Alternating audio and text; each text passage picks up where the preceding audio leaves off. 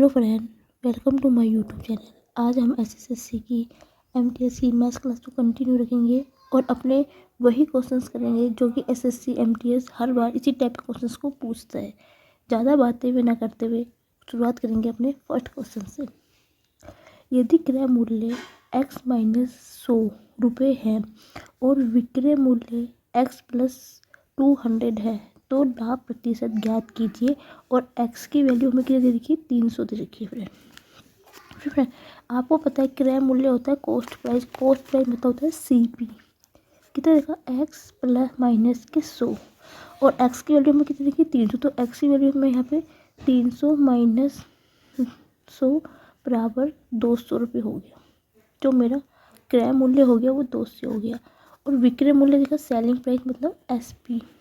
ठीक है, कितना देखा, x प्लस 200, एक्स की रखी 300 प्लस 200 बराबर हो गया 500 रुपये। ठीक है, तो हमें लाभ प्रतिशत ज्ञात करना है फ्रेंड। आपको पता है कि लाभ प्रतिशत कैसे ज्ञात करते हैं। उसके लिए पहले मुझे लाभ पता होना चाहिए। लाभ निकालने का फॉर्मूला होता है SP माइनस का CP, मतलब विक्रय मूल्य माइनस के क्रय मूल्य। तो 500 में से 200 घटा दिया तो कितना हुआ, 300 रुपये का क्या हुआ, मुझे लाभ हुआ। लाभ मतलब प्रॉफिट। तो लाभ प्रतिशत का फॉर्मूला होता है लाभ बटा क्रय मूल्य गुना 100। ये चीज़ मेरे को पहले ही बताइए फ्रेंड कि लाभ और हानि हमेशा क्रय मूल्य पे निकालती है। तो लाभ कितने का हुआ था हमें, 300 रुपये का, और क्रय मूल्य कितना है हमारा, 200 रुपये है, गुना 100। 100 दूनी 200, 2 एकम 2, 2 पंजे 10, 150 प्रतिशत आएगा। तो ऑप्शन नंबर बी इसका बिल्कुल राइट आंसर होगा फ्रेंड। उम्मीद है आपको समझ में आया होगा। नेक्स्ट क्वेश्चन पे बढ़ते हैं। नेक्स्ट क्वेश्चन नंबर क्या देखा, 3 संख्याओं का अनुपात 3:4:5 है और उनके वर्गों का योग इतना है 1250। तो संख्या का योग ज्ञात कीजिए। ठीक, सबसे पहले तो मैं जो पहली संख्या कितनी मान लेती हूँ, 3x। इसके साथ फ्रेंड आपने कोई नंबर कांस्टेंट लगाना जरूरी होता है। ठीक है, सेकंड आपने मान होगी मेरी 4x, थर्ड कितनी होगी मेरी 5x। आप x लिख सकते हो, y भी लिख सकते हो, कोई भी वेरिएबल लिख सकते हो। ठीक है, उसने क्या बोला, उनके वर्गों का मतलब क्या हुआ, 3x² योग बोला है प्लस के 4x² प्लस के 5x² कितना है 1250। यही बोला, वर्गों मतलब उसका स्क्वायर करना। तो 9x² 16x² और 25x² बराबर हो गया 1250। ठीक है फ्रेंड, इनको जोड़ेंगे 25 और 9 25, 25 और 25 50, 50x² बराबर हो गया 1250। ठीक है, तो x² बराबर हो गया 1250। ये यहाँ पे है, ये इसके भाग में जाएगा, 0 से 0 कट गया, 5 दूनी 10, पंजे पंजे 25। x² बराबर हो गया 25 के स्क्वायर हटाऊंगी, अंडर रूट आएगा। 25 5 का होता है, 5 का स्क्वायर होता है, स्क्वायर से रूट कर देगा तो x की वैल्यू देगी 5। ठीक है, ठीक, ओके। अब लेकिन आंसर यहाँ पर नहीं है, उसने बोला संख्याओं का योग बताइए। तो संख्या का योग कैसे निकालोगे, पहली संख्या कितनी है 3x, दूसरी कितनी है 4x प्लस और 5x, इसका इन्होंने योग पूछा हुआ है। तो आपने क्या करना, पहले यहाँ पे x की वैल्यू रखनी है। तो 5 दिया 15, 5 चौके 20, पंजे पंजे 25, 20 और 25 30 40 60 आ गया। Option number C. ठीक है friend, option number C. Next question क्या है फ्रेंड, बहुत अच्छा क्वेश्चन है, इसको समझने की कोशिश करेंगे फ्रेंड हम। एक ट्रेन पूर्वा की जो बात की जा रही है फ्रेंड, यहाँ पे AM की बात की जा रही है, मतलब सुबह की बात की जा रही है। स्थान A से चलना शुरू करती है, ठीक है, और अपराह 2 बजे, 2 मतलब दिन की या शाम की, मतलब PM की बात की जा रही है, मतलब जो 12 बजे के बाद की बात की जा रही है, दिन की मतलब PM की बात कर रहे हैं। ठीक है, अन्य ट्रेन पूर्वा 6 बजे स्थान बी से चलती है और अपराह 4 बजे स्थान ए पे पहुंचती है, तो ट्रेनें कब मिलती है, मतलब दोनों ट्रेनें कब मिलेगी आपस में। ठीक है फ्रेंड, क्वेश्चन से एक बार फिर देख लीजिए, फिर इसको मैं शुरू करूँगी क्वेश्चन को। ठीक है फ्रेंड, ये है, मानो ये है यहाँ से ए शुरू करता है और यहाँ पे बी शुरू करता है। ठीक है, उसने क्या बोला है, पूर्वा 4 बजे, मतलब सुबह 4 AM में ए स्थान से चलना शुरू करते हैं, मतलब जो ये है ना, ये शुरू करता है चलना कितने में, 4 AM से। ठीक है फ्रेंड, और उसने क्या बोला है, अपराह 2 बजे स्थान बी में पहुंचती है, मतलब ये यहाँ पे 2 PM में पहुंचती है। यही उसने बोला है फ्रेंड कि वो 4 बजे चलती है सुबह और 2 PM में पहुंचती है। ठीक है, बी में पहुंचती है। अन्य ट्रेन पूर्व 6 बजे चलती है। अब उसने क्या बोला है कि अन्य ट्रेन 6 बजे स्थान बी से चलती है, मतलब बी से चल रही है कितनी में, 6 AM में चल रही है, पूर्वा दिन की बात कर रहे हैं।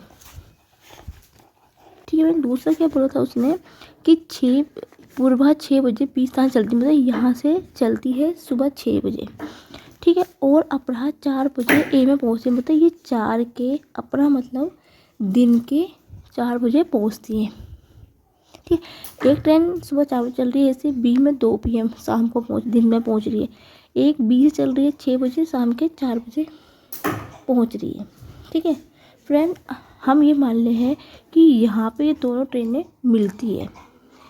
मुझे नहीं पता कि ट्रेन कहाँ मिल रही है, लेकिन मैं मान लेती हूँ कि यहाँ पे ये बीच में पॉइंट है, एक पॉइंट है जहाँ पे वो मिलती है, तो डी पॉइंट मान लेती हूँ। यहाँ पे डी पॉइंट है, मतलब जहाँ पे दोनों ट्रेनें आपस में मिल रही हैं। ठीक है फ्रेंड, अब मुझे यदि मैंने मान लिया कि यहाँ बीच में ये किसी पॉइंट डी पे यहाँ पे मिलती है। ओके फ्रेंड, देखो अब एक चीज़ आप मुझे बताइए, अब मुझे आप बताइए यहाँ पे मुझे क्या ने दिया है, मुझे समय। ठीक है, अब मुझे ये बताइए कि इसने कुल दूरी कितनी तय की होगी, गाड़ी ने कुल दूरी कितनी तय की होगी फ्रेंड, आप मुझे ये चीज़ बताइए, दूरी इसने कितनी तय की होगी। देखो एक चीज़ में ध्यान से समझना है, इस क्वेश्चन में बहुत से बच्चे तो कंफ्यूज भी होते हैं और वो भी करते हैं। ठीक है, अब इसको समझना, ध्यान से समझना। अब मुझे एक चीज़ बताइए, ठीक है, अब इसको ध्यान से समझेंगे। देखो फ्रेंड, यदि यहाँ पे ये मिलने का समय होगा तो यहाँ पे बीच में कब मिलेगी, ये एक ट्रेन बताना, मुझे एक ट्रेन बताना। यदि ये 4 AM में है और ये 2 PM में है, तो यहाँ पे कितना होगा फ्रेंड, यहाँ से लेके यहाँ तक की समय कितना लगेगा, 2 AM लगेगा, इसका आधी तो होगा। ठीक है, 2 PM भी तो लगेगा। अब मुझे ये बताइए, ये यहाँ से लेके यहाँ तक की कितने घंटे लेगी, यहाँ से लेके यहाँ B तक पहुँचने में कितना घंटा लेगी। घंटे कैसे निकालोगे, यदि मैं 2 PM से 12 PM घटा दूँगी तो कितना बचेगा, आपको पहले समझा देती हूँ। तो मेरे को कितना बचेगा, 10 घंटे का समय लेगी। B तक पहुँचने में कितना समय लेगी, 10 घंटे लेगी। कैसे फ्रेंड, वो भी मैं आपको बता देती हूँ। देखो ये AM है, 2 AM, 3 AM, 4, 5, 6, 7, 8, 9, 10, 11, 12 बजे के बाद PM शुरू होता है ना, 1 और 2, तो कितना होगा। देखो ये इसमें से ये और ये तो हट जाएगा 2 वाला, तो 1, 2, 3, 4, 5, 6, 7, 8, 9, 10 बचेगा। 10 घंटे लगेंगे टोटल। यदि मैं 2 नहीं था, यहाँ पे 4 था, 4 PM से, तो 4 से शुरू करूँगी, 4 AM से शुरू करूँगी 2 PM तक, क्योंकि आधे बच्चों को यहाँ पे कन्फ्यूजन भी बहुत होती है फ्रेंड, कन्फ्यूजन। क्यों कन्फ्यूजन होती है, क्योंकि ये AM है, ये PM है। ठीक है, 12 बजे के बाद PM शुरू होता है और रात के 12 बजे के बाद भी AM शुरू होता है। तो 4 से लेके मैंने लिख दिया 12 PM से, तो मैं इसको घटाऊंगी तो मुझे 10 बचेगा। क्यों, 4 हटा दो और 2 हटा दो, तो 1, 2, 3, 4, 5, 6, 7, 8, 9, 10 हो गया। तो ए से लेके बी तक पहुँचने कितना उसको 10 घंटे का समय लगेगा। ठीक है, ओके फ्रेंड, समझ में आपको आ गया? इतना समय लगेगा कि नहीं लगेगा, आप मुझे इतना बता दीजिए। यदि आप बी से ए तक की दूरी भी निकालोगे, कितना घंटे का, 6 AM से 4 PM घटाओगे तो यहाँ भी 10 घंटे ही लगेगा। ठीक है, दोनों साइड से आप करोगे तो दोनों में 10 घंटे ही लगेगा। ए से बी तक पहुँचने में 10 घंटे लगेगा और बी से ए तक पहुँचने में भी क्या लगेगा, 10 घंटे लगेगा। ठीक है फ्रेंड, लगेगा कि नहीं लगेगा? उम्मीद है आपको समझ में आ गया कि कैसे लगेगा 10 घंटे। ठीक है फ्रेंड, ओके। ये कितनी स्पीड, देखो यहाँ पे से कुछ हमें चाल भी नहीं देखी, दूर भी नहीं देखी, तो मान लो कि ये 1 किलोमीटर प्रति घंटे से चल रही है तो ये आधी भी कितनी होगी, 1 किलोमीटर प्रति घंटे की रफ्तार से चलेगी दोनों। यदि मैंने मान लिया कि ये 1 किलोमीटर प्रति घंटे की रफ्तार चल रही है और दूसरी भी 1 किलोमीटर प्रति घंटे की रफ्तार से चल रही है, क्योंकि हमें यहाँ पे कुछ दे नहीं रखा है तो वहाँ पे मैंने मान लिया कि जो ए चल रही है वो 1 किलोमीटर प्रति घंटे से चल रही है और बी भी है वो 1 किलोमीटर प्रति घंटे से चल रही है। ठीक है फ्रेंड, ओके फ्रेंड, इतना आपको समझ में आ गया? ओके, तो आप मुझे बताइए, तो यहाँ से लेके यहाँ तक की कुल कितनी दूर होगी? 10 घंटे ले रही है ना वो, तो आपको पता है चाल बराबर होता है दूरी बटा समय। ठीक है, मुझे कुल दूरी निकालनी है यहाँ से, तो मैं कैसे निकालूंगी? तो मैं क्या करूँगी, 10 को समय मुझे कितना 10 घंटे दे रखा है और यहाँ से मुझे चाल निकालनी है, तो कितनी होगी? चाल बराबर होगा दूरी बटा समय होगा। तो यहाँ से मैं क्या निकालूंगी, यदि मुझे दूरी निकालनी होगी तो चाल गुना समय हो जाएगा। तो चाल कितनी है 10 घंटे, कितने समय कितने 10 है और चाल कितनी है 1 है। 1 है ना, क्योंकि मैंने माना कि 1 किलोमीटर घंटे की रफ्तार से वो चल रही है। तो टोटल यहाँ से लेके बी तक की कुल चाल कितनी होगी? 10 हो जाएगी, 10 किलोमीटर हो जाएगी। फिर कैसे आपको समझ में आया कि मैंने यहाँ से दूरी निकाली है? यहाँ से मैंने दूरी निकाल दी है, टोटल दूरी ए से लेके बी तक की दूरी मैंने निकाल दी है। चाल मैंने 1 किलोमीटर प्रति घंटा माना है, 1 किलोमीटर प्रति घंटे हमें दे नहीं रखा कि मैंने ये मान लिया कि वो 1 किलोमीटर प्रति घंटे से चल रही है चाल। तो टोटल चाल कितनी निकाल दी यहाँ से, दूरी बराबर निकाल दी चाल गुना समय, 10 गुना 1 दे रखा है तो यहाँ पे 10 हो गया। ठीक है, अब फ्रेंड मुझे एक चीज़ बताइए, जब ये चीज़ यहाँ पे मिल रही है, क्योंकि ये किलोमीटर ए भी 1 किलोमीटर चल रही है और बी भी जो वापस आ रही है ए में वो भी 1 किलोमीटर रफ्तार से चल रही है, यदि वो चीज़ यहाँ पे मिल रही है, मान लीजिए पॉइंट बी यहाँ पे डी में मिल रही है, तो यहाँ की जहाँ मिल रही है वहाँ पे कितने किलोमीटर होगा? ए से लेके बी तक की दूरी कितनी है? 10 है। ठीक है, ए 1 किलोमीटर से और बी भी 1 से चल रहा है, तो आपने क्या करना है, इन दोनों को दूरी को जोड़ देना है। जब कोई चीज़ विपरीत दिशा में चलती है तो उनकी चाल हमेशा जुड़ती है।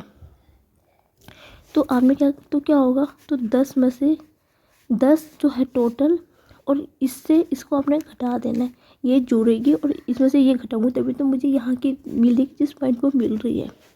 तो टोटल कितनी होगी? 8 हो गया, 8 किलोमीटर। ठीक है, यहाँ से लेके यहाँ तक की दूरी कितनी होगी? 8 होगी फ्रेंड। इतना आपको समझ में आ गया फ्रेंड? तो आपको पता है अब मुझे क्या निकालना है कि कब तक वो मिलेगी ट्रेन, मतलब इस पॉइंट वो कब मिलेगी। तो चाल बराबर होता है दूरी बटा समय। ठीक है फ्रेंड, अब आप मुझे बताइए दूरी कितनी दे रखी है मुझे? 8 दे रखी है, क्योंकि मैंने दूरी यहाँ तक निकाल दी है। 8 समय कितना है? मैंने आपको बता दिया कि समय हमेशा जुड़ता है, यहाँ पे एक है और यहाँ भी 1 है, तो समय निकालना पड़ेगा। समय बराबर होगा दूरी बटा टी बराबर होगा दूरी बटा चाल, क्योंकि मुझे समय निकालना है यहाँ से। तो 1 + 1, क्योंकि 1 किलोमीटर चल रही है 1 किलोमीटर प्रति घंटा से विपरीत दिशा में, तो दोनों जुड़ जाएगी। तो 8 बटा 2, 2 2 दूनी 4 बराबर हो जाएगा 4 घंटा समय कितना निकल गया, 4 घंटा। ओके फ्रेंड, आपको यहाँ तक समझ में आ गया ना। अब उसने क्या बोला है फ्रेंड, इस चीज़ का ध्यान से समझना। ये 4 घंटा नहीं होगा आंसर, आपको उसने बोला है PM AM में आंसर दे रखा है, ठीक है। उसने बोला है कि यहाँ पे मिलने का समय क्या है, क्योंकि यहाँ पे 6 PM है ना, 6 PM मैंने आपको बताया था 6 PM है, तो 6 PM 6 AM का मतलब क्या होगा, 6 में मैंने 4 घंटा जोड़ दूंगी तो 10 AM आएगा। ठीक है फ्रेंड्स, समझ में आया? एक बार फिर समझाती हूँ, बहुत अच्छा क्वेश्चन है ये। देखो, पहले हमने लिख दिया ये इतने एम है, ये इतने, यहाँ से लेके यहाँ तक कितने घंटे लेगी। मैंने क्या करा, 4 AM से 2 PM हटाए तो दोनों कितने 10 घंटे ले रही है। ये 1 किलोमीटर प्रति रफ्तार चल रही है, ये भी 1 किलोमीटर प्रति रफ्तार से चल रही है, ठीक है। तो मेरी यहाँ से लेके यहाँ तक की दूरी कितनी हुई, टोटल दूरी कितनी हुई, 10 हुई। बता दी कैसे, 4 में दूरी बटा समय। तो मैंने यहाँ से क्या निकाल दिया, ठीक है, यहाँ से क्या निकाल दिया, समय से मैंने यहाँ पे 4 निकाल दी, 10 घंटे लगेंगे। अब यहाँ पे 1 घंटा 1 घंटा 2, तो ये टोटल जो यहाँ से लेके यहाँ तक की दूरी कितनी होगी, 8 होगी, ठीक है। तो मैंने लिख दिया 4 बराबर दूरी बटा समय, समय बराबर होता है दूरी बटा 4। दूरी कितनी थी, 8 किलोमीटर, क्योंकि मुझे यहाँ से लेके यहाँ तक निकालनी है, ठीक है। समय कितना है, 1 जोड़ दूंगी बटा आएगा 4 घंटा, क्योंकि उसने पूछा यहाँ पे कब मिलेगी, क्योंकि 6 PM में है यहाँ पे, तो 6 में 4 दूंगी 10 AM हो जाएगा। ठीक है फ्रेंड, बहुत अच्छा क्वेश्चन था, समझ में आपको आया होगा तो बहुत ही अच्छी बात है फ्रेंड। यदि फिर भी कोई डाउट है या कोई प्रॉब्लम आपको आ रही है तो आप मुझे कमेंट सेक्शन में लिख के बता दीजिए ना, मैं इस क्वेश्चन को फिर से आपको करवा दूँगी। नेक्स्ट क्वेश्चन पे बढ़ते अपने फ्रेंड। यदि P8 20 का तीसरा समानुपाती है और Q 3 5 24 का चतुर्थ अनुपाती है तो 2P प्लस के Q का मान ज्ञात कीजिए। इसका मतलब क्या हो कि आपको P और Q का मान पहले निकालना पड़ेगा।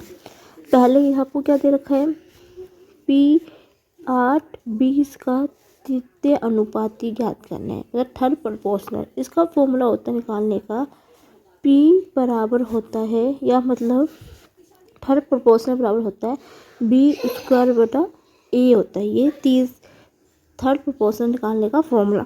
इसका आपने P बराबर कर देंगे थर्ड प्रोपोर्शनल जो होता है, या फिर ये आपको P के बराबर लिखना पड़ेगा क्योंकि थर्ड प्रोपोर्शनल है, ठीक है।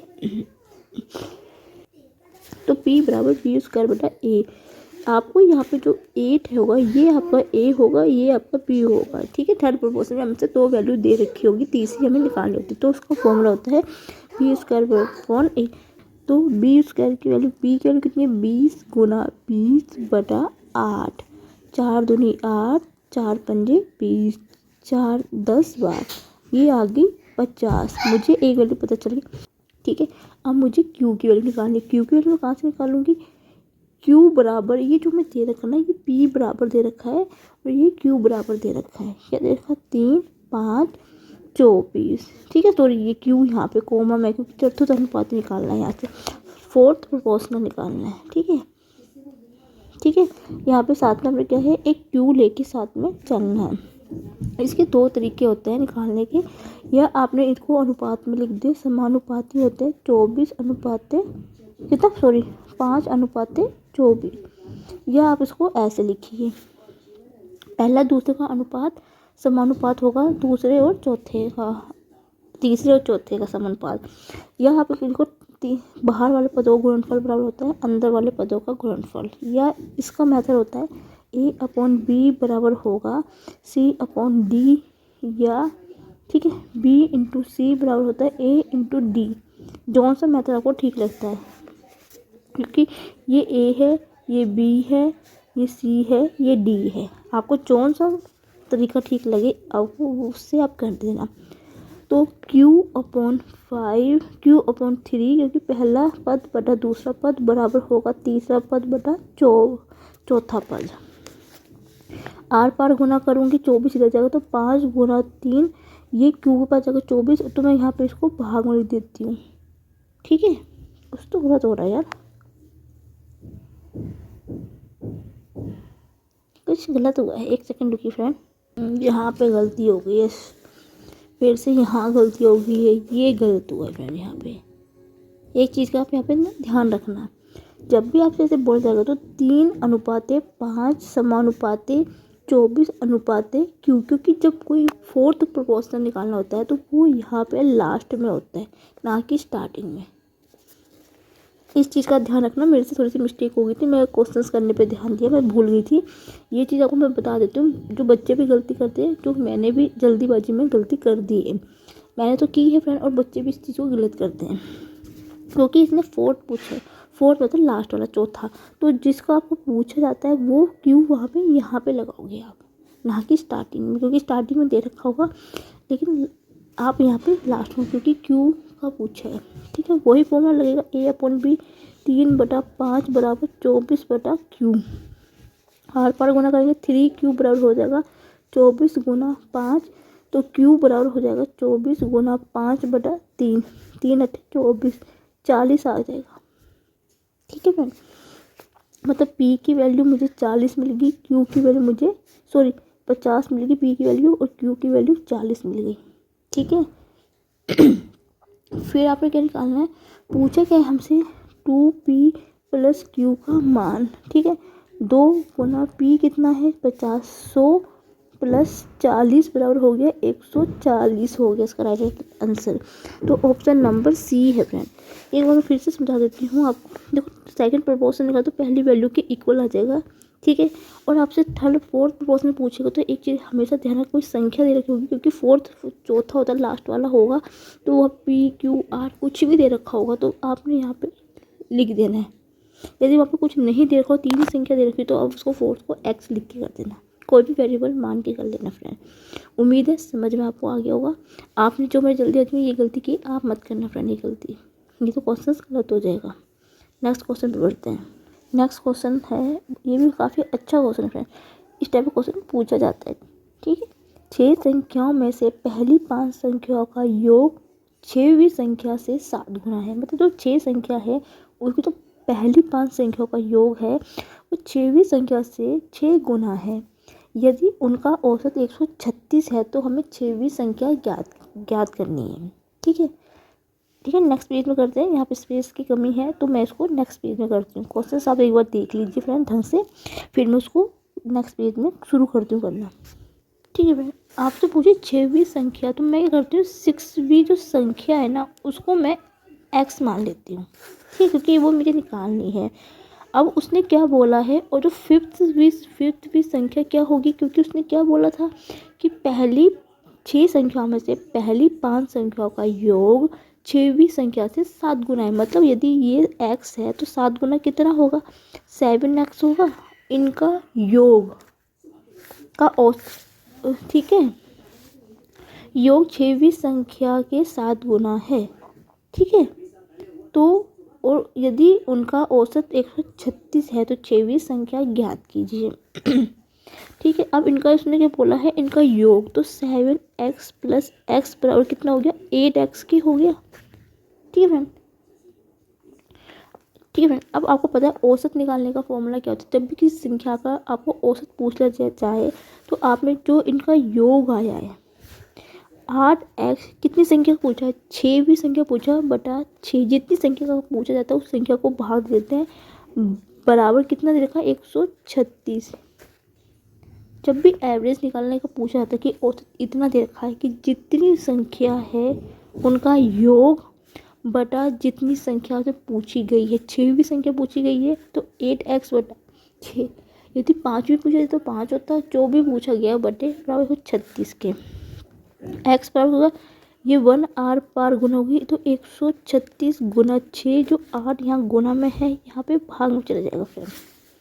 ठीक है, गुना 2 तिया 6, 2 चौके 8, 4 तिया 12, 4 चौके 16, 4 तिया 12, हासिल लगा 1, 3 तिया 9 और 1 10, 102 है।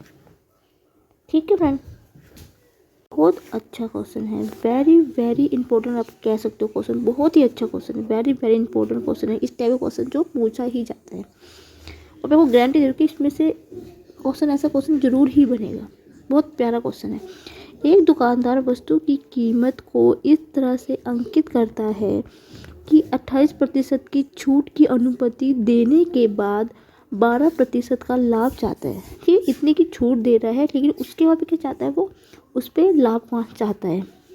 यदि अंकित मूल्य 224 रुपये है तो वस्तु का क्रय मूल्य आपको ज्ञात करना है। क्रय मूल्य मतलब आपको कॉस्ट प्राइस इसका निकालना है।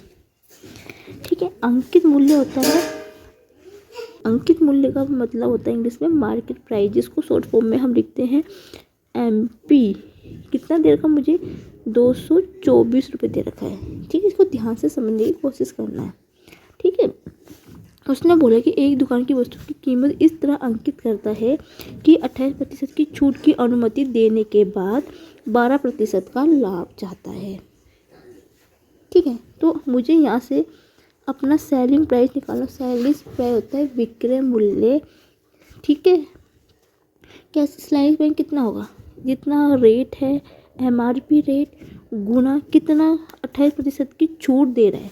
तो आपको मैंने हमेशा बताया था कि छूट देना ये हानि होना, तो कोई भी चीज़ 100% तो 100 में उसको घटा देंगे बटा 100 लिखेंगे यहाँ पे नीचे। ये मुझे यहाँ से क्रय मूल्य, यहाँ से मुझे विक्रय मूल्य मिल जाएगा। क्रय मूल्य मुझे तब मिलेगा तब मुझे विक्रय मूल्य पता होगा उसका। ठीक है, उसका क्या होता है, क्योंकि ये छूट की बात करें, छूट की बात हो या हानि की बात हो तो 100 में से घटेगा। यदि अधिक की बात हो, लाभ की बात हो तो हमेशा 100 में जुड़ता है। ठीक है, तो कितना 224 गुना 78 हुआ 100। एक सेकंड, कुछ गलत लिख रहा हूँ मुझे, 78 नहीं बचेगा यार, कितना 72 बचेगा शायद। 100 में से 28 गए 10, 2 9 में से 72 आएगा यहाँ पे, 72 बटा 100। ठीक है फ्रेंड,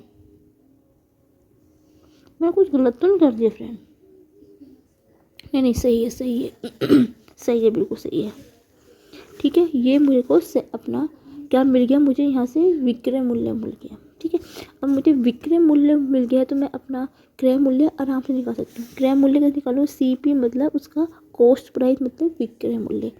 उसने क्या बोला है, 12% का लाभ चाहता है।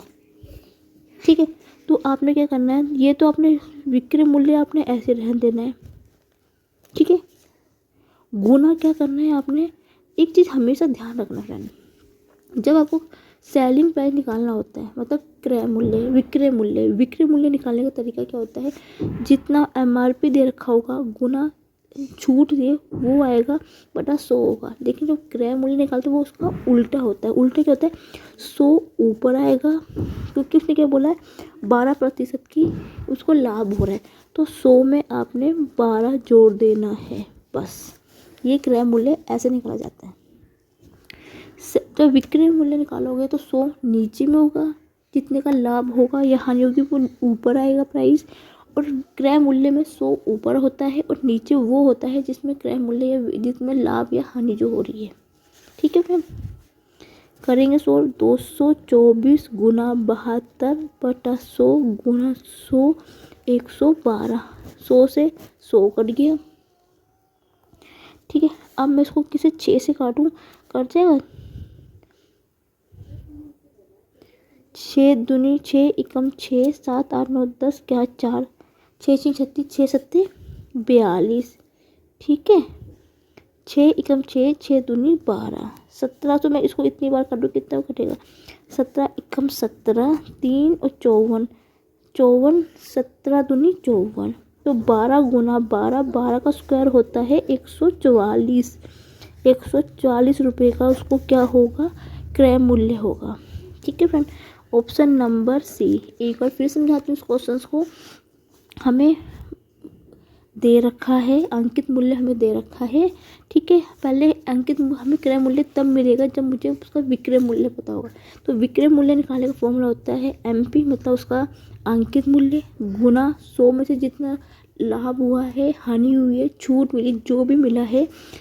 लाभ होता तो मैं इसमें जोड़ दी, क्योंकि छूट है 100 में से घटाएंगे बटा 100। ठीक है, और जब मुझे उसका क्रय मूल्य निकालना तो जो सेलिंग प्राइस है मतलब जो विक्रय मूल्य गुना इसमें 100 ऊपर आता है और नीचे जो होता है 100 में जो जुड़ेगा, लाभ जुड़ेगा, खानी होगी तो घटेगा। इसको सोल्व करेंगे, आंसर आपका आ जाएगा। नेक्स्ट क्वेश्चन है, ये भी फ्रेंड बहुत अच्छा क्वेश्चन है, करते हैं इसको। क्या बोला है, एक आदमी और एक लड़के की मजदूरी के रूप में 800 रुपये मिलते हैं 5 दिनों के लिए। ठीक है, 5 दिनों के लिए 800 रुपये उसको मिले थे। काम में, ठीक है, दक्षता के लिए मिले थे। काम में आदमी की दक्षता लड़के की तुलना में 3 गुना है। ठीक है, जो आदमी की दक्षता है वो लड़के से कितनी है, 3 गुना है। ठीक है, लड़के की दैनिक मजदूरी क्या होगी, दैनिक, ठीक है, वो आपसे पूछी गई है। ठीक है, उसने क्या बोला है, आदमी को, एक लड़के को रूप में 800 रुपये मिलते हैं, 5 दिनों में मिले थे। ठीक है, यदि 5 दिन के लिए आदमी, मतलब आदमी मैन और बॉय, लड़के को कितने रुपये मिलते हैं, 800 रुपये मिले थे फ्रेंड। तो आप मुझे बताइए एक दिन की कितने मिलेंगे, फिर उसको 800 बटा 5 हो जाएगा, 5 कम 5, 5 छक्के 30, 160। मतलब मैन और बॉय को एक दिन की कितने रुपए मिल रहे हैं, उसको, मुझे दोनों को 60 रुपये मिल रहे हैं। ठीक है फ्रेंड, अब उसने क्या बोला है, काम के आदमी की दक्षता लड़की की तुलना में 3 गुना है। मतलब जो उसको एक दिन के जो ये मिल रहे हैं 160 रुपये, उसमें क्या बोला है, आदमी और बॉय की, मतलब ये मैन की और ये बॉय है, उसकी यदि दक्षता 3 गुना है, मतलब यदि बॉय एक काम कर रहा है तो मैन कितना कर रहा है, 3 काम कर रहा है। यही उसने बोला है कि लड़की आदमी की काम की दक्षता लड़की की तुलना में 3 गुना है। मतलब यदि लड़का एक काम करता है तो आदमी कितना कर रहा है, 3 कर रहा है। ठीक है, तो आप मुझे बताइए दोनों टोटल कितने कार्य करेंगे, 4 करेंगे, दोनों 4 कार्य करेंगे। दोनों यदि एक, इनका जो टोटल कार्य जो होगा कितना होगा, आदमी और बॉय का 4 होगा। ये 4 किसके बराबर होगा, 160 रुपये के बराबर होगा।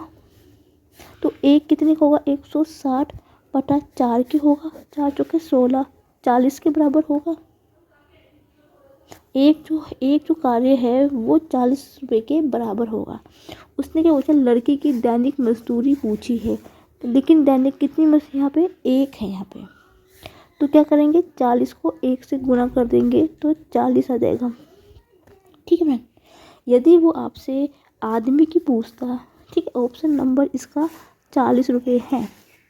इन केस फ्रेंड वो आपसे पूछता कि आदमी की कितनी होती, तो आपने क्या करना, क्योंकि यहाँ पे दक्षता कितनी है, 3 है, तो 3 गुना 4 करते तब 120 आएगा। ये इसकी दक्षता होती है, जितना आपका आएगा वो आपकी दक्षता से गुना कर देंगे।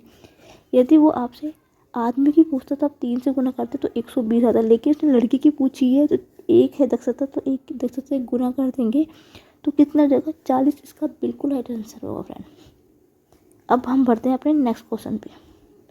नेक्स्ट क्वेश्चन क्या पूछा है फ्रेंड, वार्षिक रूप में कितने समान किस्तों का भुगतान करना होगा ताकि प्रति वर्ष 4% की 4% की दर से 4 वर्षों का अंत में साधारण ब्याज पर 848 रुपये का ऋण चुकाया जा सके। ठीक है, इस क्वेश्चन को करेंगे अभी। क्वेश्चन आप एक बार पढ़ लीजिए, फिर मैं इसको शुरू करती हूँ करना। ठीक है, ठीक है, या आप इसको फॉर्मूले से कर लीजिए कि क्या होता है, आई बराबर जो होता है 100 मतलब यहाँ पे अमाउंट है, ठीक है, बटा 100 टी समय है, प्लस के RT दर है, समय बटा T - 1 बटा 2। ठीक है, ये जो ऋण चुकाया जाता है उसका फॉर्मूला क्या होता है, 100 मतलब अमाउंट है यहाँ पे, जो मुझे यहाँ पे साधारण ब्याज दे रखा है। ठीक है, T समय है, R दर है। ठीक है, इसकी, ठीक है, या आप इसको इस फॉर्मूले में रख के कर सकते हैं, बहुत लंबा जाएगा, आगे आपकी मर्जी है। या इसका दूसरा तरीका क्या है फ्रेंड, जब भी आपसे इस प्रकार क्वेश्चन पूछ लिया जाए देखो, तो आपने क्या करना है, हमेशा यहाँ पे आपने क्या करना है, प्रिंसिपल अमाउंट को 100 मान लेना है, अपने साधारण ब्याज को 100 लेके चलना है। ठीक है, तो यदि पहला अमाउंट मेरा 100 रुपये है, अब उसने बोला है 4 वर्षों का, बोला 1 2 3 4, 4 वर्षों का, ये पहले ईयर का, ये दूसरे का, ये तीसरे ईयर, ये 4 ईयर का। ठीक है, और कितना बढ़ रहा है, 4% की दर है। यदि पहला 100% है तो दूसरी कितनी होगी, 104 होगी, तीसरी कितनी होगी, 108 होगी, चौथी 112 रुपये मिलेंगे उसको। आपको ये चीज़ समझ में आई कि नहीं है, फिर से समझाती हूँ। जब भी आपसे इस टाइप का क्वेश्चन पूछ जाए तो आपने हमेशा प्रिंसिपल अमाउंट को 100 मान लेना है। 4 वर्षों का दे रखा है, 1 2 3 4 वर्ष कर दिया। उसने बोला कि 4% की दर लग रही है, तो 100 में आपने 4 जोड़ोगे, फिर आप 4 जोड़ोगे, फिर 4 जोड़ोगे, 4, मतलब उसको 100 रुपये में 112 रुपये मिलेंगे 4 साल के लिए। ठीक है, अब क्या करना है, अब मैं इनको चारों को जोड़ देती हूँ। तो 200 300 400 12 और 12 24, तो 424 रुपये, मतलब 100 रुपये में मुझे कितना मिलेगा, 4 साल बाद कितना मिलेगा, 424 रुपये मुझे मिलेगा, मतलब इंटरेस्ट लगा के। इसको ऐसे भी समझो, प्रैक्टिकल लाइफ में मैंने 100 रुपये बैंक में जमा करे, मुझे 4% का दर से, मतलब ये तो इंटरेस्ट मिल रहा है, 4 रुपये मिल रहा है पर मंथ मिल रहा है। ठीक है, तो टोटल कितना मिलेगा मुझे, 100 रुपये में 4 वर्ष का ब्याज कितना मिल रहा है, 424 मिल रहा है। अब उसने बोला है कि ये जो अंत में जो ब्याज है पर इसको इतने रुपए का ऋण चुकाया जा सकता है, मतलब जो ये ब्याज मिल रहा है ना 424 में, उसको कितने का ब्याज, 848 रुपये का कितना चुकाया जा सकता है। तो एक में कितना होगा, 848/424, ये कटेगा 2 बार। ठीक है, ठीक है, तो मुझे जब एक में 2 रुपये है, 2 रुपये होगा तो 100 में कितना होगा, 200 होगा, क्योंकि 100 में निकालो तो 100 गुना 2 कितना होगा, 100 गुना 2 ही तो होगा, तो 100 गुना 2 200 रुपये होगा। ठीक है, तो 200 रुपये के उस पर ये ऋण चुकाया जा सकता है 848 रुपये का। ठीक है, बहुत अच्छा क्वेश्चन था फ्रेंड, सिंपल था लेकिन ईजी था। इस मेथड से करना चाहोगे तो इससे भी कर सकते हैं, सेम ही आंसर आएगा, लेकिन इसमें कैलकुलेशन थोड़ी लंबी चली जाएगी फ्रेंड। कैसे, वो भी करके दिखाती हूँ मैं आपको। यहाँ पे स्पेस खाली है, नहीं कल को आप मुझे कहोगे मैम तो हमें करवाए नहीं। 100 गुना अमाउंट 848, 100 गुना टी कितना है 4, आर 4 गुना 4 गुना 4 माइनस 1/2। ठीक है, ठीक है ना, ठीक है। 100 गुना 848, ये हो जाएगा 400, ये होगा 3/2, 2 से 2 दूनी 4। ठीक है, कितना होगा, 4 दूनी 8, 8 दिया 24, 24 हो जाएगा। तो 100 गुना 848/424, ये 2 बार कटेगा। 100 गुना 2 200 हो जाएगा। देखो, इससे भी यही आंसर आएगा, इससे भी यही आंसर आएगा। डिपेंड आप पे करता है कि आपने फॉर्मूले के ऊपर रख के ये क्वेश्चन सॉल्व करना है कैलकुलेशन करके, क्या आपने इसको बिना कैलकुलेशन से बचना है तो आपको इसको इस प्रकार सॉल्व कर दीजिए। आपको कौन सा मेथड अच्छा लगता है आप उस वाले मेथड से, मैंने आपको दूसरे मेथड से भी करके दिखा दिया। कल को आप ये कहो कि मैम ने फॉर्मूला लगा दिया लेकिन पता नहीं आंसर सही है क्या नहीं है, वो भी मैंने आपको यहाँ पे करके दिखा दिया है। नेक्स्ट क्वेश्चन पे अपने हम बढ़ते हैं। नेक्स्ट क्वेश्चन क्या है फ्रेंड, एक संख्या को 22 से ही 1/2% बढ़ाया गया है तो वह 196 हो जाती है, तो संख्या ज्ञात कीजिए। जब भी आपको इस प्रकार क्वेश्चन सॉल्व, पहले जो सही में है ना ये, इसको पहले आपने सिंपल भिन्न में लिखना है, फ्रैक्शंस में लिखना है। 22 दूनी 44 और 1 45, तो 45/2% आ गया। ठीक है, और मैंने आपको कल 1% के ऊपर वीडियो बनाई थी जिसमें आपको बिल्कुल बेसिक समझाया था कि प्रतिशत होता है क्या है। आपको पता है कि 45/2% को जब भी उठाया जाता है तो उसको 100 से भाग दिया जाता है। ठीक है, 5 × 45, 5 दूनी 10, तो कितना आ गया, 9/40। जब भी इस प्रकार से क्वेश्चन जब भी आपसे पूछ लिए जाते हैं, मैंने आपको बताया कल एक चीज़ भी समझाई थी कि A/B के रूप में होते, तो भिन्न के रूप में होते हैं। ये चीज़ें बहुत सी आपको प्रॉफिट एंड लॉस में, नंबर्स में काफ़ी जगह ये चीज़ें प्रयोग होती है। जो नीचे वाला B होता है, जो नीचे की संख्या को होता है, हमेशा हम उसको मूल संख्या मानते हैं। मूल संख्या या जो मूल वैल्यू जो होती है वो उसको हम मानते हैं।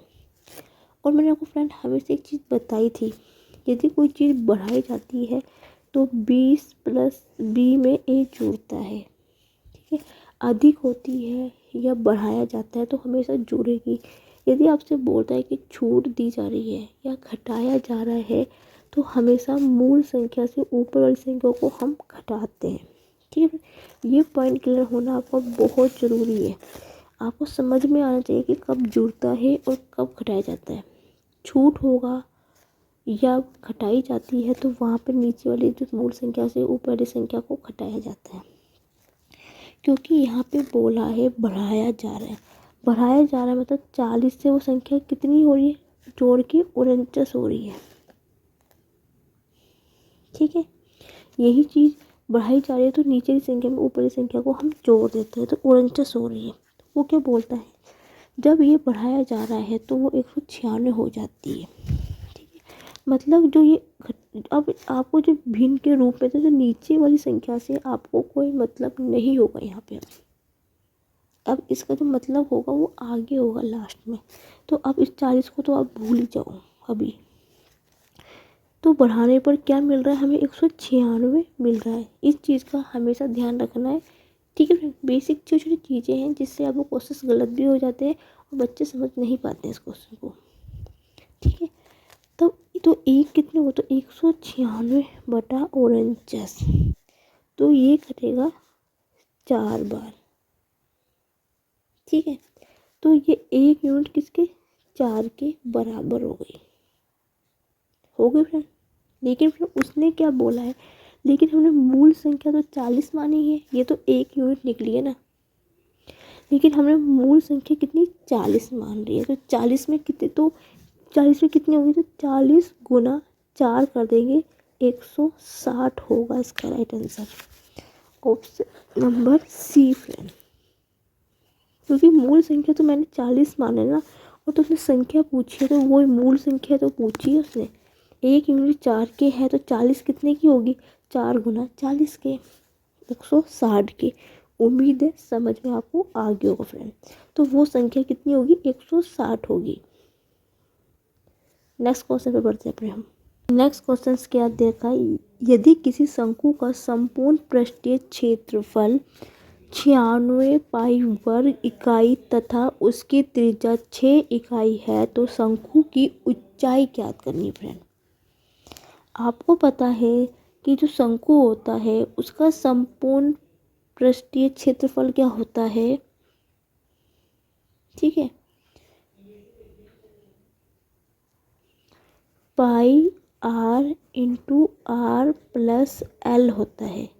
और ये कितना दे रखा हमें, पृष्ठीय क्षेत्रफल हमें कितना दे रखा, 96 पाई दे रखा है। ठीक है, अब आप मुझे एक चीज़ बताइए, त्रिज्या मुझे पता है, यहाँ पे आर मुझे दे रखी है 6, लेकिन जो उसकी लंबाई होती है शंकु की ये मुझे नहीं पता है। तो सबसे पहले मुझे लंबाई निकालनी पड़ेगी। कैसे निकालूंगी, पाइथागोरस प्रमेय से, ट्रिपलेट के मेथड से। अब मुझे देखो, अब इसको ध्यान से समझना क्वेश्चन को फ्रेंड। ठीक है,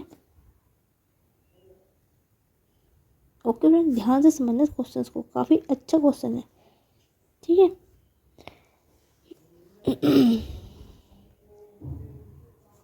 मुझे एल निकालना है यहाँ से। कैसे निकालूंगी मैं एल, ठीक है, मुझे यहाँ से एल निकालना है। इसको अभी आप रहने दीजिए, क्योंकि ऊंचाई निकालनी है मुझे, ऊंचाई निकालनी है, ऊंचाई निकालनी है। ठीक है, यहाँ से मुझे क्या दे रखा है, आर मुझे 6 दे रखा है और मुझे ऊंचाई निकालनी है। ऊंचाई मुझे तब निकाल पाऊंगी जब मुझे एल निकाल पाऊंगी।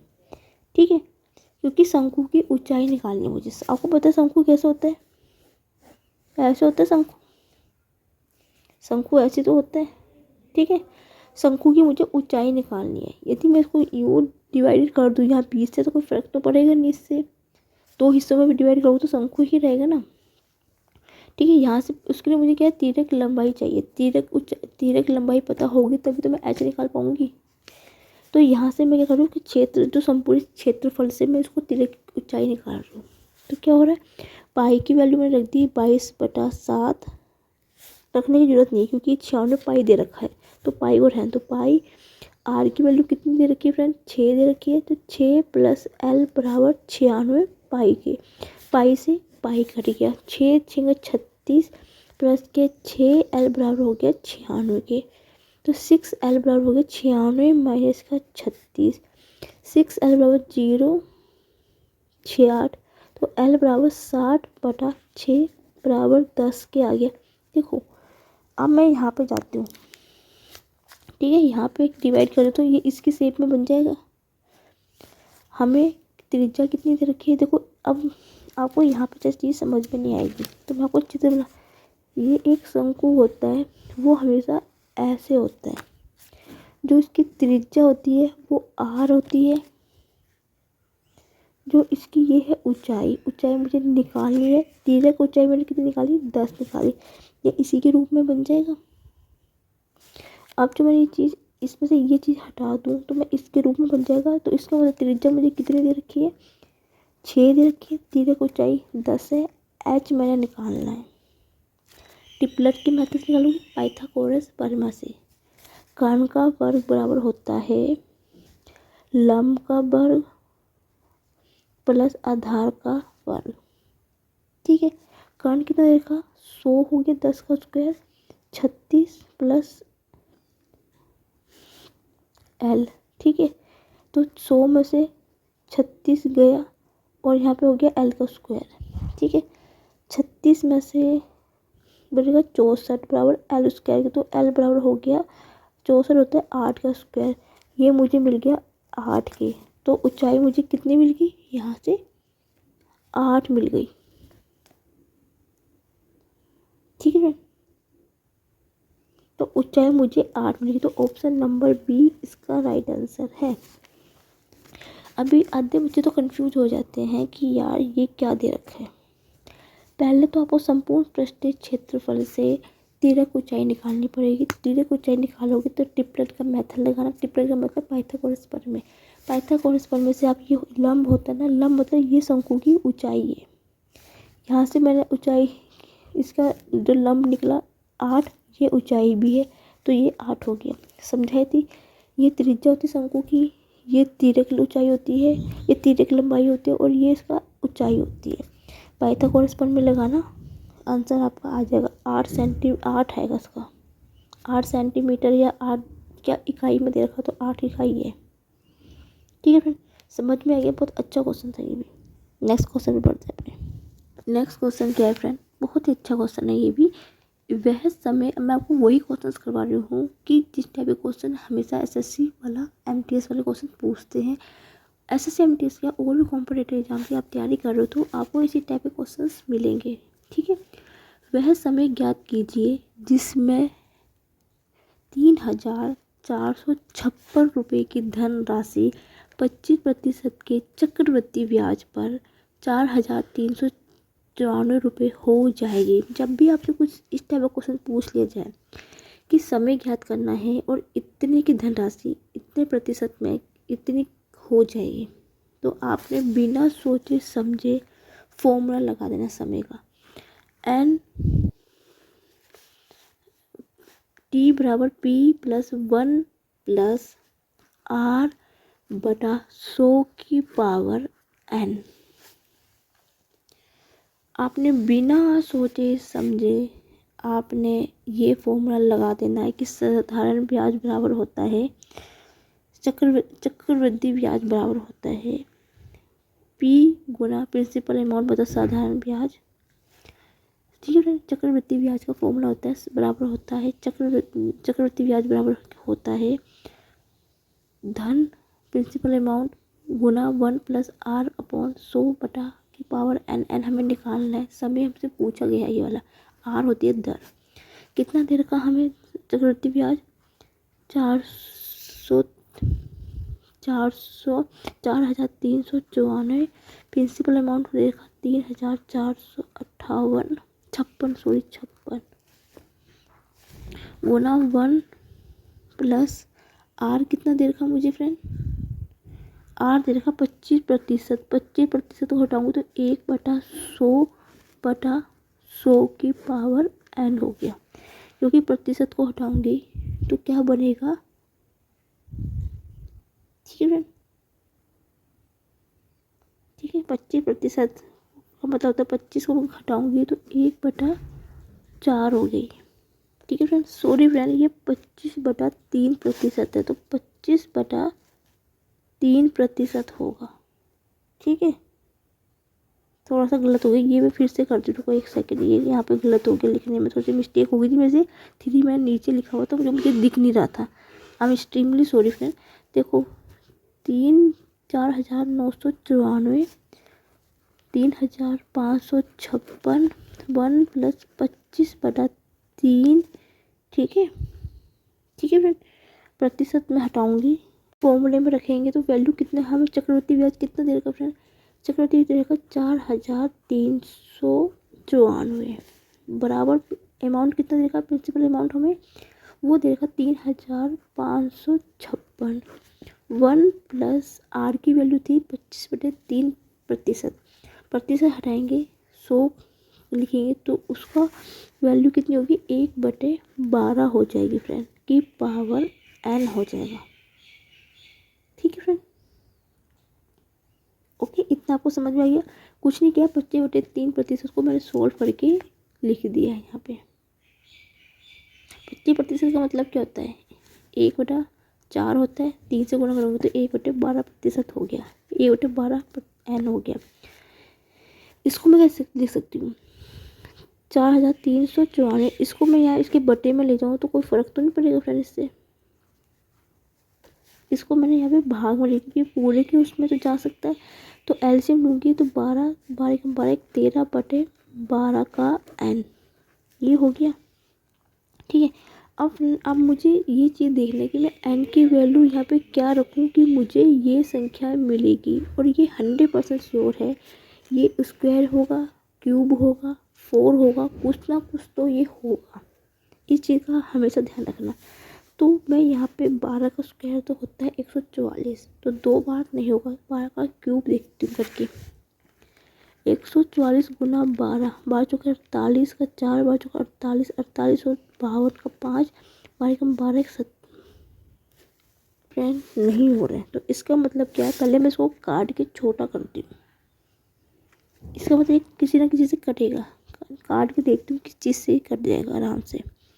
2 दूनी 4, 2 एकम 2, ठीक है, 2 एकम 2, 2 नीम 18, 2 सत्ते 14, 2 एकम 2, 2 सत्ते 14, 2 दूनी 4, 2 अट्ठे 16। ठीक है, अब किससे कटेगा, अब नहीं कटेगा। अब मैं देखती हूँ 3 बार जा रहा है कि नहीं जा रहा, 12 चौके 48 का 4, 48 तो 52, 5, 12 कम 12, 12 और 5 17। यस, ये 3 की वैल्यू रखने पर मेरे से यहाँ थोड़ी गलती हो गई फ्रेंड। यदि आपसे एक चीज़ कट रही है तो यह काट के छोटा बना देना, फिर उसके बाद करना।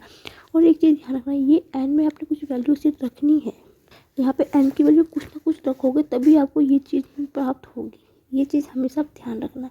तो मैं एन की वैल्यू 12 की, यदि नीचे वाला 3 रखने पर हो तो नीचे ऊपर वाला भी सेम ही होगा, आप कोई भी निकाल सकते हो, या ऊपर वाला निकालो या नीचे वाला निकालो, जिसका भी निकालोगे यदि ऊपर का सेम है तो नीचे का भी सेम होगा। इसका मतलब में एन की वैल्यू 3 रखने पर मुझे ये संख्या प्राप्त हो जाएगी। और ठीक है, एन बराबर कितना हो गया, 3 हो गया, यही आपसे पूछा है 3 वर्ष। तो ऑप्शन नंबर 3 इसका, ऑप्शन नंबर फर्स्ट ए इसका राइट आंसर है, 3 वर्ष। बहुत अच्छा क्वेश्चन था फ्रेंड ये, उम्मीद है समझ में आपको आ गया था। कुछ नहीं करना था, फॉर्मूला में पुट करनी थी वैल्यू और सीधा उसको कैलकुलेशन से सॉल्व करना था। कोशिश किया करो जितना कट रहा है वहाँ तक काट दीजिए, जहाँ पे नहीं करता उसको छोड़ के फिर यहाँ पे देखिए, क्योंकि मैक्सिमम फ्रेंड ये 3 तक ही जाता है, ज़्यादा नहीं, 3 वर्ष तक ही जाएगा। जो क्वेश्चन एग्जाम में पूछते हैं ना, मैक्सिमम 3 वर्ष या 4 तो मैक्सिमम बहुत रियल होता है, लेकिन 2 या 3, मैक्सिमम 3 वर्ष का ज़्यादा आता है, 3 या 2 बस, ज़्यादा ज़्यादा मैक्सिमम 3 वर्ष का ज़्यादा पूछा जाता है।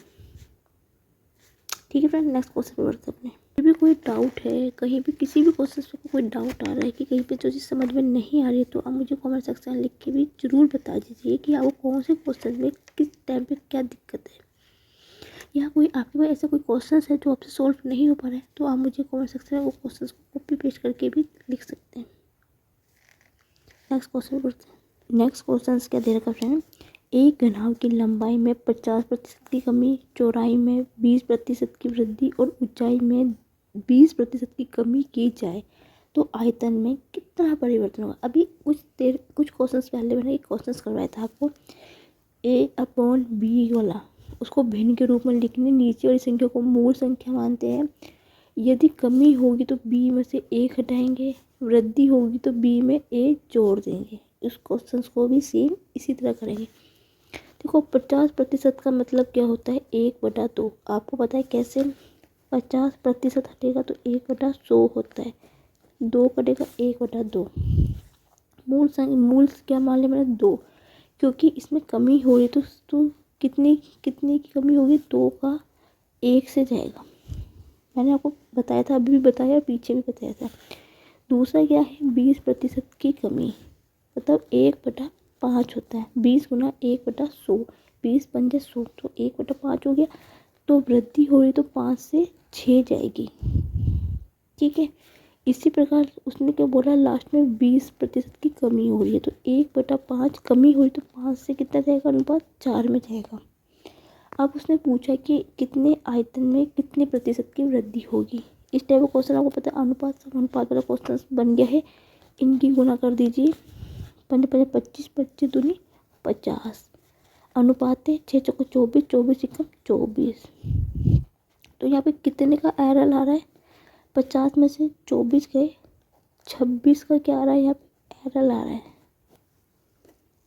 जो इसमें त्रुटि जो है कितनी की, 26 की त्रुटि हो रही है। वो 26 की त्रुटि किस पे होगी, 26 की त्रुटि किस पे होगी फ्रेंड, इस 50 पे होगी। इस 50 में होगी कि नहीं होगी, मुझे आप ये चीज़ बताइए। क्योंकि ये आपने क्रय मूल्य विक्रय मूल्य का क्वेश्चन किया था। जो ये पहली वाली संख्या होती है ना फ्रेंड, पहली वाली जो संख्या होती है हमेशा इस पे ही निकाला जाता है वैल्यू। तो 26 की त्रुटि किस पे होगी, 50 पे होगी। तो 100 में कितनी होगी, 100, 50 दूनी 100, 26 दूनी 6 दूनी 12, 4 एकम 4, 1 5, 52% का आयतन में इतना परिवर्तन होगा। उम्मीद है समझ में आपको आ गया होगा। जब भी कोई चीज़ निकाली तो वो अपने ये पहला जो होता है ना, इस पे निकलता है हमेशा। क्योंकि आपको पता है क्रय मूल्य विक्रय मूल्य क्वेश्चन प्रॉफिट एंड लॉस में तो वो हमेशा क्रय मूल्य पे निकलता है, और जो शुरू में भी होता है वो हमेशा क्रय मूल्य ही होता है, ठीक है। तो हमेशा यहीं पे निकलती है वैल्यू। उम्मीद है समझ में आपके आ गया होगा। नेक्स्ट क्वेश्चन पढ़ते हैं।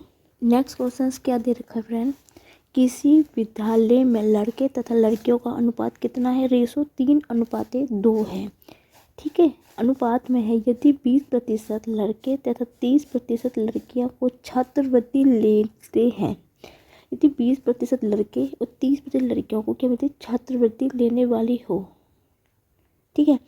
तो जिन छात्रवृत्ति ना लेने वाले विद्यार्थियों की प्रतिशत कितनी होगी, मतलब जिनको छात्रवृत्ति नहीं मिली है उसका कितना प्रतिशत होगा, ठीक है फ्रेंड। ये क्या है, बॉयज़ है, बॉयज़ मतलब लड़के हैं, ये लड़कियां हैं। अनुपात कितना देखा, 3:2 है, ठीक है। लड़के 20% में है और लड़कियां 30% में है, ठीक है फ्रेंड। ओके, इतना आपको समझ में आ गया। तो यदि तो यहाँ पे कितना होगा, ठीक है। देखो फ्रेंड, मैं मान लेती हूँ जो टोटल जो छात्र हैं वो 100 हैं, ठीक है। कोई भी चीज़ अपने 100 में होती है। यदि टोटल 100 हैं तो ये 3:2 में है, तो 100 गुना 3 कितना होगा, बॉयज़ 300 हो जाएंगे और ये गर्ल्स 200 हो जाएगी। या आप इसको ऐसे भी मत कीजिए, 100 भी मत मानिए, क्योंकि वो कंफ्यूज हो जाएगी। ये बॉयज़ 3:2 में है, ये गर्ल्स 2:2 में है, ठीक है फ्रेंड। आप ना 2 जीरो यहाँ भी लगा दीजिए, 2 जीरो यहाँ भी लगा दीजिए।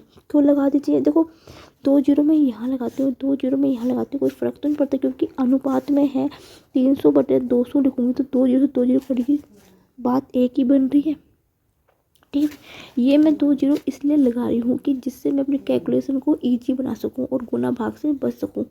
आप जब भी इस टाइप का क्वेश्चन जब भी आपसे पूछ लिया जाए तो आपको जब भी ऐसे रेशो में दे रखो ना, आपको लग रहा है कि गुना भाग में थोड़ा टाइम वेस्ट ज़्यादा जाएगा, तो आपने क्या करना है, 2 जीरो लगा देंगे दोनों साइड।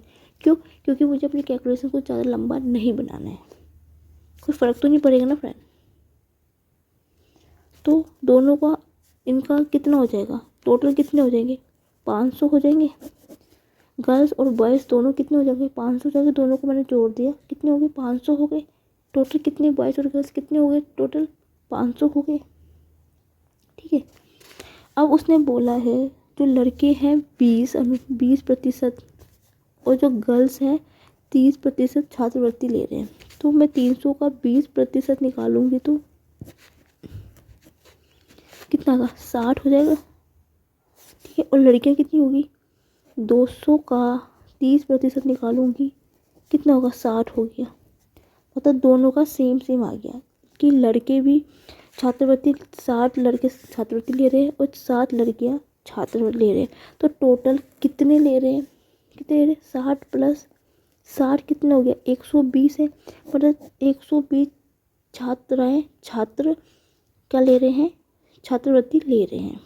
इतना आपको समझ में आया कि नहीं आया? देखो मैंने यहाँ पे 3:2 का था, मैंने अपनी कैलकुलेशन ईजी बनाने के लिए मैंने 2 जीरो यहाँ पे लगा दिए, कोई फर्क। तो टोटल कितने छात्र, दोनों लड़के और लड़के टोटल कितने हो गए, 500 हो गए। उसमें से क्या बोल रहा है, 300 जो लड़के हैं वो 20% के ले रहे हैं और लड़के हैं 30% लड़के ले रही है। तो 60 लड़के ले रहे हैं और 60 लड़के ले रहे हैं। तो टोटल कितने छात्रवृत्ति ले रहे हैं, 120 ले रहे हैं। इतना आपको समझ में आ गया कि नहीं आ गया फ्रेंड? ठीक है, अब मुझे बताओ टोटल छात्र और छात्राएं कितनी, लड़के और लड़कियां टोटल कितने, 500 है। और 120 जो व्यक्ति हैं वो क्या ले रहे हैं, अपने छात्रवृत्ति ले रहे हैं। तो इसमें से मैं इसको घटा दूँ तो 0, 8, 3, तो 380 लड़के और लड़कियां ऐसे हैं जो छात्रवृत्ति नहीं ले रहे हैं।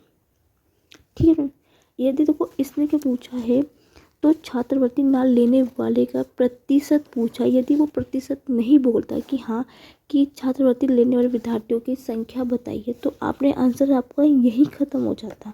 लेकिन उसने प्रतिशत पूछा है। ठीक है फ्रेंड, इतना आपको समझ में आ गया कि नहीं? देखो फ्रेंड, ठीक है, मतलब 380 जो लोग हैं वो छात्रवृत्ति नहीं ले रहे हैं। ठीक है, तो 100 में कितने लेंगे फ्रेंड, 100 में मत लेना, एकदम 100 में मत जाना। ये 380 जो छात्रवृत्ति छात्र नहीं ले रहे, किस पे लेंगे, 500 में लेंगे, क्योंकि टोटल विद्यार्थी कितने हैं, 500 हैं।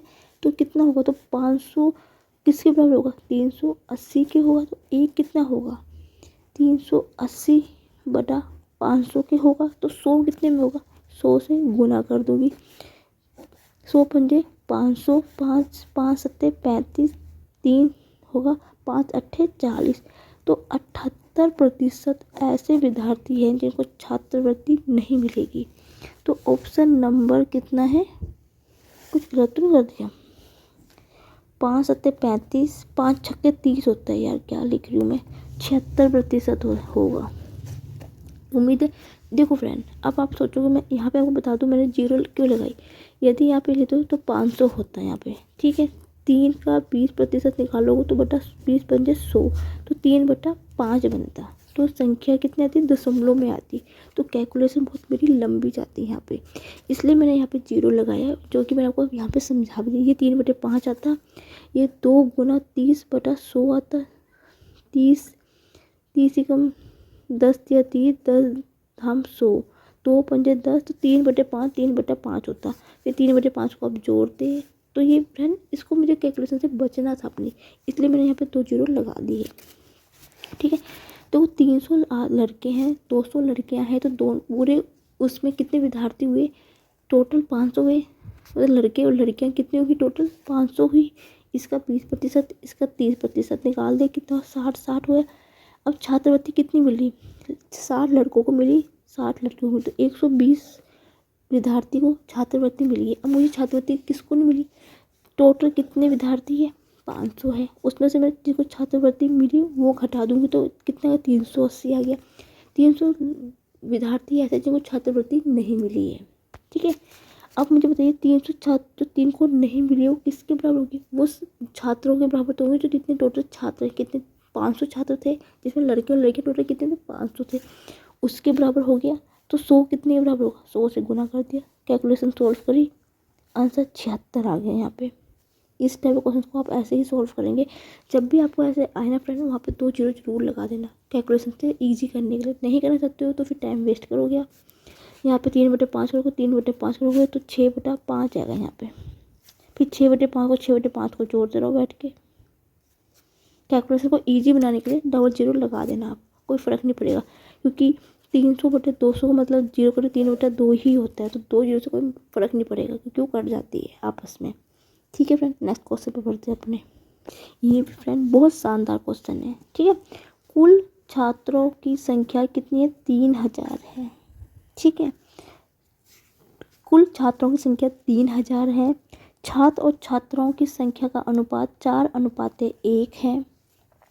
तो छात्र एवं छात्राओं का माध्य अनुपात, छात्र और छात्रों का माध्य अनुपात ज्ञात कीजिए। सबसे पहले फ्रेंड आपको पता होना चाहिए कि माध्य अनुपात क्या होता है। माध्य अनुपात जब भी निकाला जाता है तो उसका फॉर्मूला होता है √A और B होता है। ठीक है, A और B होता है। तो इसके लिए पहले मुझे 2 वैल्यू पता होनी चाहिए। वो हम कैसे निकालेंगे? मुझे बॉयज़ और गर्ल्स का रेशो कितना देखा? छात्र और छात्रों का मतलब क्या होता है? लड़का और लड़की का अनुपात कितना है? 4:1 है। ठीक है, तो इनका कितना होगा? टोटल कितना होगा? 4 में 1 जोड़ूंगी तो 5 होगा। पीछे वाला क्वेश्चन से तो कुछ स्टेप गई था फ्रेंड। ठीक है, बॉयज़ और लड़कियों का टोटल कितने हुए? 5 हुए। लड़का और लड़कियों का कुल अनुपात कितना हो गया? 5 हो गया। ठीक है, अब ये 5 ये किसके बराबर दे रखा? 3000 के दे रखा है, क्योंकि कुल छात्रों की संख्या कितनी है? 3000 है। उनका अनुपात 4:1 है। तो टोटल कितने हुए छात्र? बॉयज़ और गर्ल्स कितने हुए? 5 हुए। और ये 5 किसके बराबर है? 3000 के। तो एक कितने के होगा? 3000/5, 5 चौके 30, 600 के बराबर हो गया। ठीक है, एक किसके बराबर हो गया? 600 के बराबर हो गया। ठीक है, तो छात्र और छात्रा का अनुपात ज्ञात कीजिए। मुझे यहाँ से एक किसका मिला? गर्ल्स का मिला है। गर्ल्स का मतलब छात्राओं का, तो छात्र का कितना होगा? ठीक है, उम्मीद है समझ में आपको है। जो मेरा मिला है मुझे छात्राओं का मतलब गर्ल्स का मुझे मिल गया। अनुपात कितना? 600 है। ठीक है, तो यहाँ से बॉयज़ का कितना होगा फ्रेंड? बॉयज़ कितने हैं? 4 है ना, 4 है। और टोटल कितना है? 600 है। तो 600 में मैं क्या करूँगी? 4 से गुना कर दूँगी तो मुझे 2400 मिल जाएगा। मतलब मुझे गर्ल्स और बॉयज़ का कितना मिल गया? एक 600 है गर्ल्स और लड़के कितने हैं? 2400। मतलब जो 3000 छात्र हैं उसमें लड़के कितने हैं? 2400 है और लड़कियां 600 है। क्योंकि मुझे लड़कों और लड़कियों का पता होगा कि कितने हैं, तभी तो मैं माध्य अनुपात निकाल पाऊंगी। तो ये ए हो गया, जो बॉयज़ है वो ए हो गया और जो छात्राएं हो गए बी हो गया। ठीक है, या आप छात्राओं को ए मान लो, कुछ भी मान लो, कुछ फ़र्क नहीं पड़ता उससे। तो अंडर रूट में ए इंटू बी होता है, तो 600 गुना 24। अब फ्रेंड आप इसको कैसे लिख सकते हो? 6 गुना 100 लिख सकते हो। 6 गुना 600 गुना 24 को क्या लिख सकते हो आप? 6 गुना 2 गुना 100 लिख सकते हो फ्रेंड, ये लिख सकते हो। 2400 है ना, 6 दूनी 12 होता है, 12 दूनी 24 होता है, सॉरी। ठीक है, 12 दूनी 24 होता है, 12 दूनी 24। 12 को क्या लिख सकते हो आप यहाँ पे? मैं 6 गुना 100 गुना 6 गुना 2 गुना 2 गुना 100। ये मैं आपको इसलिए करके दिखा रही हूँ जिससे कि आपको समझ में आए कि कैसे बाहर निकालते संख्याएं। ठीक है, वैसे तो आप इजीली निकाल सकते थे। 600 का है और 2400 का है, 6 से भाग होता है तो आराम से 12 बाहर जाएगा, 100 इसका आएगा, तो 1200 इसका बिल्कुल राइट आंसर होगा। जिन क्वेश्चन को समझ में नहीं आता उनके लिए मैं बता रही हूँ। देखो 6 यहाँ भी है, 6 यहाँ भी है, तो 6 बाहर आ गया, 2 यहाँ है, 2 यहाँ है, तो इसका 2 एक बाहर आ गया। 100 यहाँ भी है, 100 यहाँ भी है, तो इसका 100 यहाँ पे आ जाएगा। 6 दूनी 12 गुना 100 बराबर 1200 के इसका बिल्कुल राइट आंसर है। 1200 इसका बिल्कुल राइट आंसर है। इस टाइप के क्वेश्चन में पहले हमेशा बॉयज़ और गर्ल्स की संख्या निकाल दीजिए। माध्यानुपात का फॉर्मूला होता है √a और b, मतलब बॉयज़ की संख्या गुना गर्ल्स की संख्या। ठीक है, इस टाइप का कभी माध्यानुपात का इस टाइप का क्वेश्चन भी पूछा जाता है। कभी कभी आपसे ये पूछता है, दो संख्या दे रखी होती है, उसका माध्यानुपात पूछा जाता है, तो आप उसको ऐसे भी निकाल सकते हैं। ठीक है, उम्मीद है समझ में आपको आया होगा। नेक्स्ट क्वेश्चन पे अपने हम बढ़ते हैं। ये क्वेश्चन है फ्रेंड्स, सरल कीजिए 5:12 का बार प्लस 3.21 का अनुपात प्लस के 4.31 का अनुपात। पीछे वाले क्वेश्चन मुंह पे चढ़ाना, तो अनुपात बोला जा रहा है। इस टाइप के क्वेश्चन को फ्रेंड कैसे किया जाता है? देखो फ्रेंड, जब भी इस टाइप का क्वेश्चन आपसे पूछे हैं, जो ये दशमलव से पहले संख्या है ना, आपने इसकी ट्रिक होती है कि इनको सबको पहले आपने जोड़ देना है। 4 और 3 8, 8 और 4 12, उसको आपने क्या लिख देना, 12 को यहाँ पे लिख देना, क्योंकि बीच में प्लस का निशान चल रहा है, तो आपने यहाँ पे प्लस ले देना। अब आपका इस 5 से, 3 से और 4 से कोई मतलब नहीं है। ठीक है, मैंने आपको एक चीज़ बताई थी, जब भी पी क्यू हो और उसके ऊपर बार हो, तो वो हमेशा PQ/99 इसका फॉर्मूला होता है फ्रेंड। ठीक है, इसी तरह से आप इसको सॉल्व करेंगे। बार के ऊपर कितना है, 12, उसके ऊपर दो संख्या है तो 99 लगा देंगे। सेम अगले में चलेगा 21/99 प्लस 31/99। ठीक है फ्रेंड, आपको इतना समझ में आ गया होगा। आपको जब भी इस टाइप का क्वेश्चन पूछ लिया जाए, तो आपने जो दशमलव से पहले संख्या उनको आपने जोड़ देना है, और बीच में क्योंकि यहाँ पे प्लस का चिन्ह है तो प्लस लगाएंगे, माइनस का चिन्ह होता है तो माइनस लगाते। 12 ऐसे रहेगा। ठीक है, देखो तीनों के साथ 999 है, तो इसका एलसीएम 999 ही होगा। इससे सब एक बार कटेगा, तो 12, 21 प्लस 31। ठीक है, तो 12 प्लस 12 31 कितना हो, 2 3 तो 4, हासिल लगा 1, 3 तो 5, 1 6, 1 6/99। ठीक है फ्रेंड, अब आप देखिए, इसको आपको ऐसे एक लेके एलसीएम लेने की ज़रूरत नहीं होती है। ठीक है, इसकी ट्रिक क्या होती है, जो ये प्लस में है ना, ये सही में चल जाएगा और 64/99, और यही आपका राइट आंसर होगा।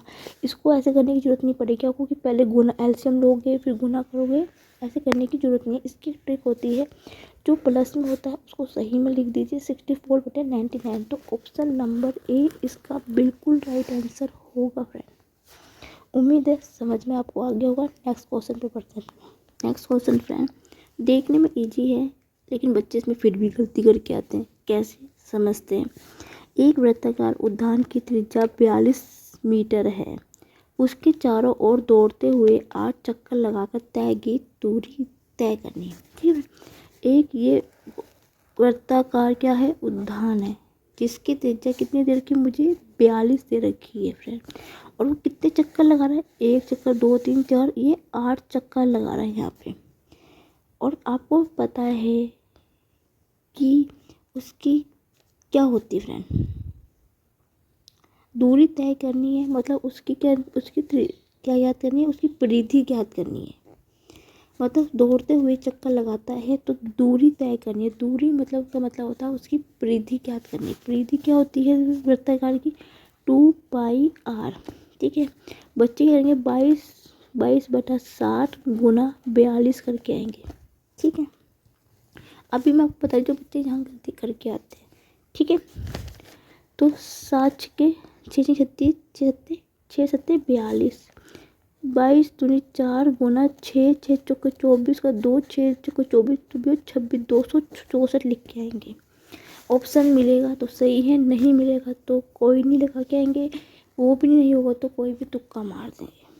ठीक है फ्रेंड, अब मैं बताती हूँ ये गलत है। क्यों, उसने क्या बोला है कि 8 चक्कर लगाकर, 8 चक्कर लगा रहा है, तो यहाँ पे 8 गुना भी साथ में चलेगा, क्योंकि वो 8 चक्कर लगा रहा है, तो परिधि में 8 से गुना हो जाएगी, तो यहाँ पे 8 हैगा, यहाँ पे 8 हैगा। सबसे पहले फ्रेंड आप देखिए कि जो मैं आंसर दे रखा है उसका जो इकाई का अंक है अलग अलग है कि नहीं। यहाँ 2 है, यहाँ 2 है, नहीं है, तो मतलब जब भी टाइप क्वेश्चन आपको आते हैं सबसे पहले देखो आप इकाई का अंक अलग अलग दे रखा है तो सीधा गुना कीजिए और इकाई का अंक चेक कीजिए, लेकिन यहाँ पे ऐसा नहीं है। 8 8 64 का 6, ठीक है फ्रेंड, ठीक है। 8 यहाँ पे क्या हो रहा है, 8 चौके 4 नहीं आएगा, सॉरी 8 चौके 32 होता है तो 3 आएगा, तो मेरे इकाई का अंक 2 है। तो इसका मतलब मेरा ऑप्शन सी भी नहीं है ना ऑप्शन डी है। इकाई का अंक यहाँ पे 2 है, यहाँ पे 2, मतलब ऑप्शन ए या बी में से मेरा आंसर होगा, ठीक है। 8 चौके 32, 32 का 3 हासिल लगा, 8 8 छक्के 6 6 6 6 48, 48 और 3 51, ठीक है। अब मुझे दूसरा अंक क्या मिला है, मेरा दहाई का अंक 1 मिला है, तो इसका मतलब क्या है, दहाई का अंक 1 है, तो ऑप्शन नंबर मेरा ए इसका राइट आंसर है। आगे कर देते हैं गुना, फिर भी चेक कर लेती हूँ मैं। 8 दूनी 16, 16 और 5 21, तो यही इसका बिल्कुल राइट आंसर है फ्रेंड। ये चीज़ ध्यान रखना कि उसने ये बोला कि चक्कर जितने लगाए उससे वहाँ परिधि में गुना भी हो जाएगी, ठीक है फ्रेंड। नेक्स्ट क्वेश्चन पे पढ़ते हैं। नेक्स्ट क्वेश्चन क्या है फ्रेंड, एक व्यापारी 20% लाभ पर गेहूं बेचता है और वह वास्तविक वजन से 20% कम तोलता है, तो वह वास्तविक वजन क्या होगा। आपको पता है कोई भी चीज़ अपने 100 पे होती है, मान लिया मैंने तो उसका वास्तविक वजन है वो 100 है, ठीक है। उसने बोला कि 20% लाभ पर गेहूं को बेचता है, मतलब 100 की चीज़ है उसको वो क्या करता है 20% लाभ पर क्या करता है बेचता है। एक चीज़ को फ्रेंड हमेशा ध्यान रखना, वो मैं आपको क्यों बता रही हूँ, वो बेच रहा है, बेच रहा मतलब उसका विक्रय मूल्य होगा ना कि क्रय मूल्य। इतने में खरीद नहीं रहा, वो बेच रहा है। जब कोई चीज़ बेची जाती है तो वो उसका विक्रय मूल्य होता है, मतलब उसका सेलिंग प्राइस होता है। इस चीज़ के पॉइंट भी आप ध्यान से समझना, ठीक है। तो यहाँ पे 20% मैंने आपको हमेशा बताया कि जब भी लाभ होता है या चीज़ बढ़ती है तो 100 में जुड़ेगी, तो 100 में 20 जुड़ेगा तो 120 हो जाएगा। और उसने बोला वास्तविक वजन से 20% कम तोलता है, तो वास्तविक वजन तो इसका क्रय मूल्य वाला जो वैल्यू होती है तो वास्तविक तो इसका ये है, तो यहाँ पे माइनस के 20 को कम तोलता है, क्योंकि माइनस में है तो मैंने आपको बताया था कम तोलता है, तो 100 में से घटाएंगे तो ये 80 में तोलता है फ्रेंड। तो आप मुझे बताइए 80 की चीज़ 120 में जाए तो उस दुकानदार उस व्यापारी को कितने का लाभ हो रहा है, तो उसको कितने का 40 का क्या हो रहा है लाभ हो रहा है। लाभ मतलब प्रॉफिट, ठीक है। अब उसने क्या पूछा है, तो वास्तविक वजन क्या है, ठीक है, वास्तविक वजन क्या है उसका, ठीक है। तो वास्तविक वजन लाभ कितने का हो रहा है 40 पे हो रहा है, 40 का लाभ किस पे होगा इस 80 पे होगा। मैंने हमेशा बताया कि कोई भी चीज़ निकलती तो उसके पहले जो वैल्यू होती है उस पर निकलता है, बटा 80 और वास्तविक वजन कितना है गुना 100 में कितना होगा 100 से गुना कर देंगे। ये 40 80 के बराबर होगा और 100 किसके बराबर होगा 100 से हम गुना कर देंगे, क्योंकि वास्तविक वजन तो 100 में ही है ना, 100% पे तो है। 40 दूनी 80, 20 2 पंजे 10, 0 50% इसका राइट आंसर होगा। उम्मीद है समझ में आपको आ गया होगा। इस चीज़ का आप ध्यान रखना, वास्तविक वजन हमेशा इधर होता है, जब कोई चीज़ बेची जाती है तो वो उसके विक्रय मूल्य में जाती है, वो इस साइड आती है, ठीक है। उम्मीद है समझ में आपको आया होगा। नेक्स्ट क्वेश्चन बढ़ते अपने। नेक्स्ट क्वेश्चन क्या पूछा गया है फ्रेंड, एक काम को 6 दिन में ख़त्म करता है, जबकि बी उसी काम को 12 दिन में ख़त्म करता है। यदि दोनों एक साथ काम करके काम ख़त्म करते हैं तो ए कितने दिन में काम ख़त्म करेगा, ठीक है। इस टाइप क्वेश्चन को कैसे किया जाता है, एलसीएम मेथड से ही करेंगे। ए कितने दिन कर रहा है 6 दिन में कर रहा है, बी उस काम को 12 दिन में ले रहा है। आपको बताया पहले ही कर लेंगे इनका एलसीएम कि 6 और 12 का एलसीएम कितना हो गया 12 हो गया। और आपको पता है ये जो होती है ये क्षमता होती है या दक्षता होती है या क्या होता है कुल कार्य होता है, ठीक है। आपको पता है ये जो एलसीएम लिया जाता है ये किया हुआ कुल कार्य होता है, दक्षता होती है यानी कि क्षमता होती है। ये 6 दिन में 12 कार्य का तो एक दिन में कितना करेगा 12/6 कितना होगा 2 हो गया, 12 दिन में 12 का तो एक दिन में कितना होगा ए हो गया, ठीक है फ्रेंड। अब दोनों एक साथ काम करते ख़त्म करते हैं, यदि दोनों एक दिन में काम ख़त्म करें तो ए और बी कितना होगा 2 + 1 हो जाएगा 3 हो जाएगा।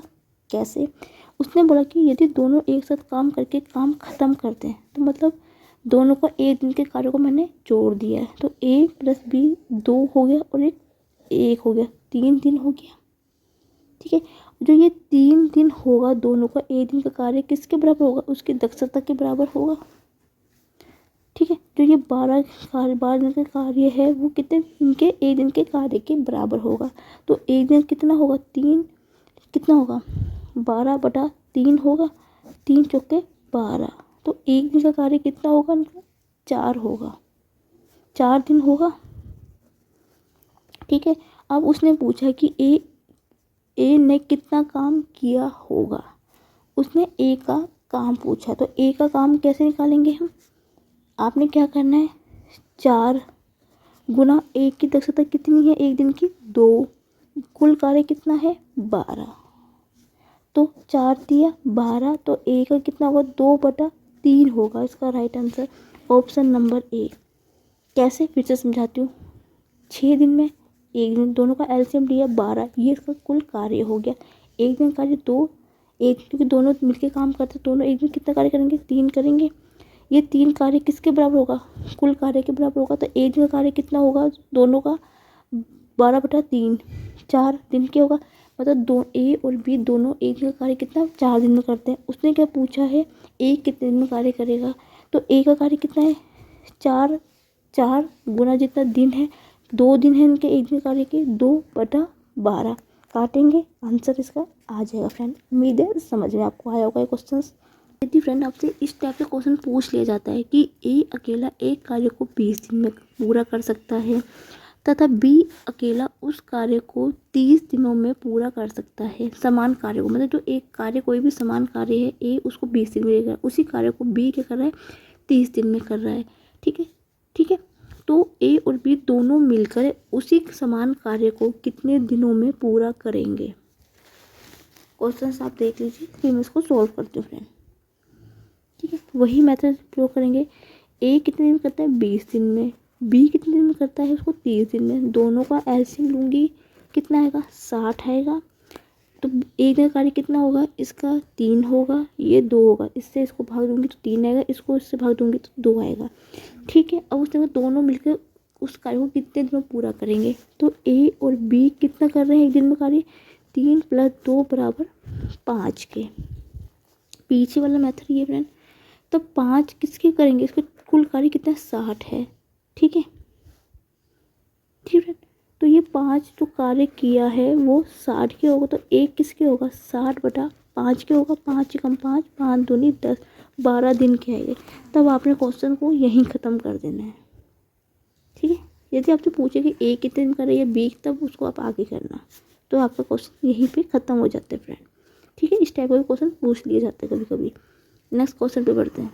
नेक्स्ट क्वेश्चन क्या है फ्रेंड, मेरी बैटरी फ़ोन की ख़त्म हो गई है, सिर्फ 10% बैटरी बची है फ्रेंड, जिसके कारण मैं अपनी फ्लैश लाइट ऑन नहीं कर पा रही हूँ, और जो मेरी कमरे की लाइट है वो इतनी प्रॉपर नहीं उस पर पड़ रही है। तो प्लीज़ फ्रेंड इस लास्ट क्वेश्चन के थोड़ा सा आप एडजस्ट कर लेना। ठीक है, नेक्स्ट क्वेश्चन क्या है, 120 में कुल कितने विषम गुणनखंड है। इस टाइप से आपसे कभी पूछ लिया जाए तो सबसे पहले आपने क्या करना है फ्रेंड, इसके क्या करना है गुणनखंड कर देने हैं। 120 के आपने पूछा होगा गुणनखंड विधि से कैसे किए जाते हैं, 2 से लेंगे, 2 × 12, 2 × 3 = 6, 2 × 2 2 × 5 = 10, अब ये 3 से जाएगा, 3 × 3 = 15, और 5 और 1, इसके कितने गुणनखंड है, 2 की पावर कितनी है यहाँ पे 3 है, गुना 3 की पावर 1 गुना 5 की पावर 1 है। अब जब आपसे पूछ रहे कि विषम गुणनखंड कितने हैं, उसका सीधा एक फॉर्मूला होता है फ्रेंड। ठीक है, जब भी फ्रेंड, क्योंकि एक चीज़ इस पॉइंट का ध्यान रखना, यहाँ पे विषम पूछा है, विषम में हमेशा वो संख्या होती है जो कि अपनी संख्या से विभाजित होगी, या जिसका HCF 1 होता है, या वो संख्या जो सिर्फ किसी से विभाजित नहीं होती, सिर्फ अपने अलावा। तो यहाँ पे 2 नहीं लेंगे, क्योंकि 2 हमेशा सम संख्या होती है, वो विषम संख्या नहीं होती। विषम संख्या क्या होती है 1 3 5 7 ये होती है, इसलिए इस चीज़ का ध्यान रखना है। आपने यहाँ पे 2 की पावर 3 को नहीं लेना, यदि 4 तब भी नहीं लेना, क्योंकि हमें विषम संख्या लेनी है। 3 विषम संख्या, 5 विषम संख्या। इसका फॉर्मूला क्या होता है, n+1 इंटू n+1। मतलब n कितनी भी संख्या होगी, 2 बार संख्या है तो वो n+1 में चलेगी। n क्या है, जो इनकी पावर होती है, जो घात होती है। 3 की घात कितनी, 1+1 गुना 1+1, 2 गुना 2 बराबर 4 के। तो ऑप्शन नंबर बी। बहुत अच्छा क्वेश्चन था, देखने में इजी होते हैं लेकिन बच्चे क्या छोटी छोटी गलतियां करके आते हैं फ्रेंड। वो चीज़ मैं आपको बता रही हूँ कि पे बच्चे कैसे गलतियां करके आते हैं। फ्रेंड थोड़ा सा मेरी फ्लैश लाइट ऑन नहीं है, फ़ोन की बैटरी 10% में है, जिससे मेरी फ्लैश लाइट बंद हो चुकी है। और मेरे कमरे में इतनी लाइट नहीं है जो प्रॉपर मेरे बुक्स में पढ़ पा रही है। इसलिए थोड़ा सा इस क्वेश्चन में एडजस्ट कर लेना कि बस आप ये समझो कि मेथड समझो कि कैसे करना है इसको। आज की क्लास मैं यहीं ख़त्म करती हूँ। 20 क्वेश्चंस मैंने आपको ऐसे करवाए हैं और मैं डेली आपको इस प्रैक्टिस सेट करवा रही हूँ। इस टाइप के क्वेश्चन पेपर में हमेशा ही आते हैं फ्रेंड, और मैं आपको हमेशा गारंटी दे रही हूँ। यदि आप मेरे प्रैक्टिस टेस्ट को रोज़ अटेंड करते हो, रोज़ आप मेरी क्लास को ज्वाइन करते हो, तो पेपर हमेशा इसी में से आएगा। इससे अलावा पेपर बाहर आ ही नहीं सकता। यदि एक कुछ भी क्वेश्चन बाहर आता है तो आप मुझे कमेंट सेक्शन में लिख के ज़रूर बताना फ्रेंड, ठीक है फ्रेंड। हाँ, मैं ये तो नहीं कहती कि जो मैं क्वेश्चन कर रही हूँ 2 कॉपी वही आएगा, डाटा चेंज हो सकता है और कुछ नहीं फ्रेंड। यदि फ्रेंड आपको मेरा आज का सेक्शन अच्छा लगा तो प्लीज़ लाइक माय वीडियो। यदि मेरे चैनल में आप फर्स्ट बार विजिट कर रहे हो तो मेरे चैनल को सब्सक्राइब कर दीजिए और मेरे बेल आइकन को जरूर क्लिक कीजिए, जिससे कोई भी वीडियो मैं डालती हूँ तो उसका नोटिफिकेशन सबसे पहले आप तक पहुँच जाए। यदि आपको मेरी वीडियो अच्छी लगी तो please like my video, comment my video, share my video and thank you for watching my video.